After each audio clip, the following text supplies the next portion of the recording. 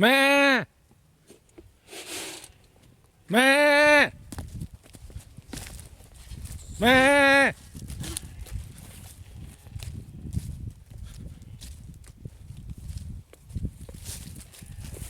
A sheep will hear my voice, and a stranger's voice they will not follow. All right, so let me give you on an update on the sheep. Man, Man. man. Chase, they're actually afraid of you because they don't know you. So back up for a second here so that they can come in here. I need to get them in here. Man, man, man. All right, so the idea with this, as you see, is that, the sheep will come running when you call them. But the idea is that all of these ewes are pretty much pregnant, and they are about to, you see this one? I mean, they're all pregnant. So they're about to definitely give birth. You see that? You see the udders? I mean, they're huge. You see that them coming in? You can automatically tell. You know what I'm saying? By looking at, the udders. But the idea is that, what is it? 1, 2, 3, 4, 5, 6, 7.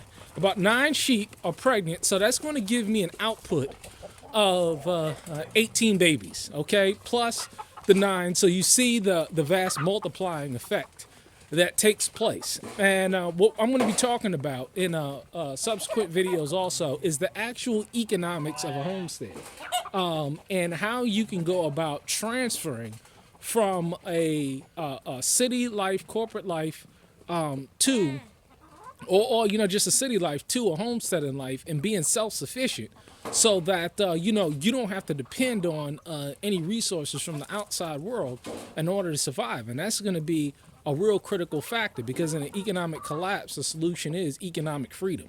So, this is a perfect example here, is that this first flock, which I will birth, or that will be birthed, will be probably a net revenue income about $2,500, $2,300, and net revenue income that I can go and move these ewes and make that kind of profit.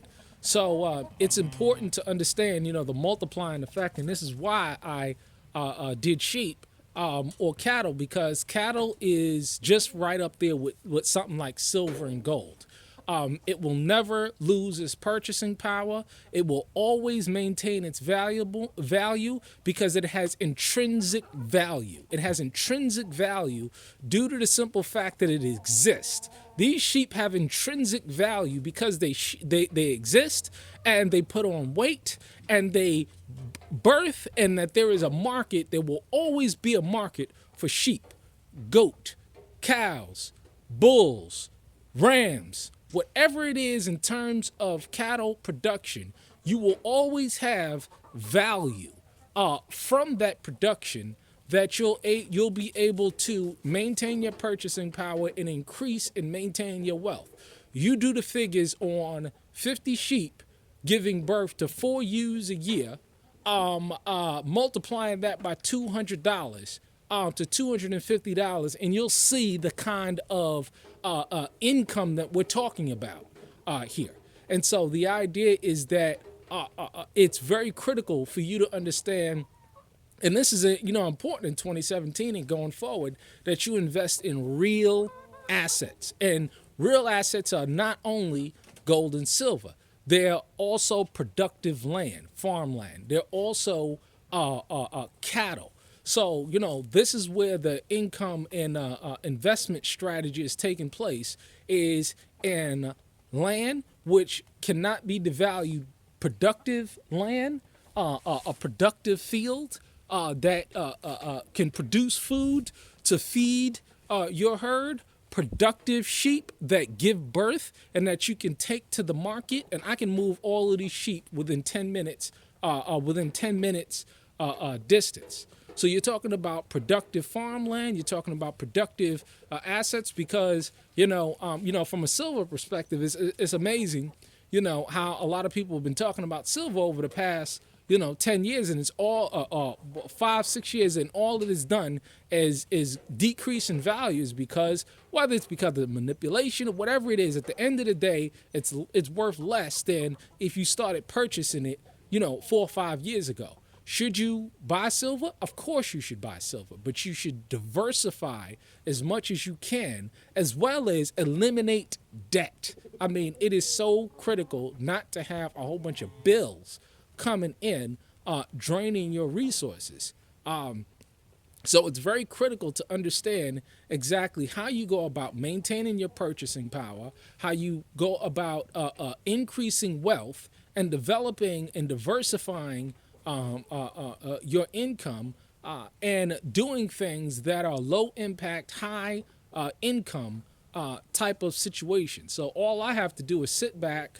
I know I'm learning how to raise sheep, but for the past year and a half, that's the first thing that I wanted to do when I got on the land, was to get the production up, because I understood from year one going into year 2 and year 3 the importance of this strategy, and producing that sustainable, self-sustainable income that will cover all expenses on the land, but in addition to that, give the income necessary to invest in building projects, and as well going out there and learning how to build and getting those free resources. I have enough building material right now to extend this pole barn.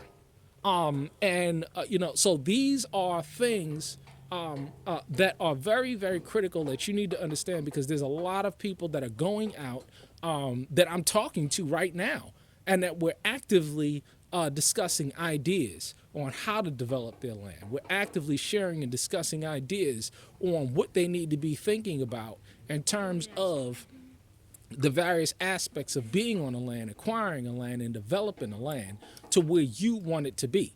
Whether it's a homestead or a community or a home business or whatever it may be, you know what I'm saying? There's people that are actually actively out there doing it, sharing ideas, but also we're working to share resources. If somebody else is raising sheep, I can trade in my sheep with their sheep in terms of their rams, so that we have a good genetic pool going. So these are good examples of the importance of networking with other homesteaders, with other people that are working on pieces of land, and sharing these ideas and implementing these ideas as you hear them.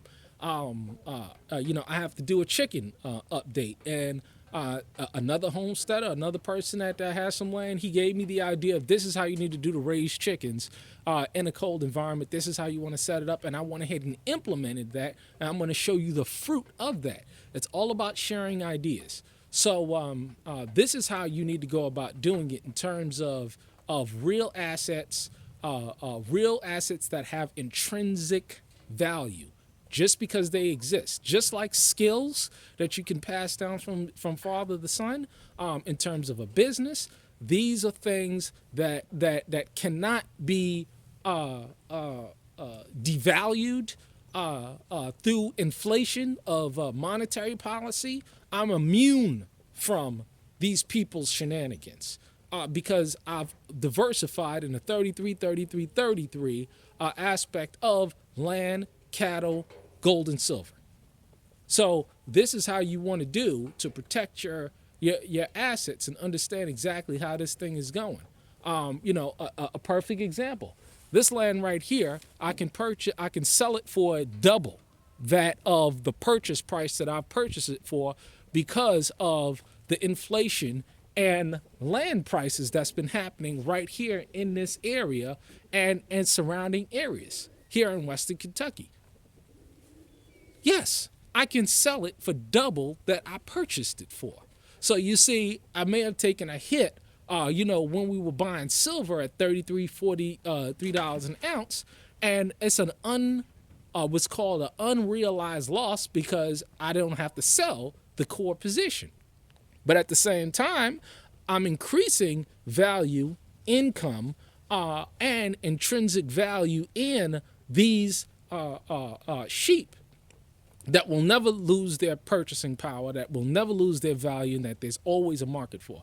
Hope I was able to say something that was encouraging and give you the insight that you need. And I'll be doing more videos talking about this kind of stuff in the future. Peace.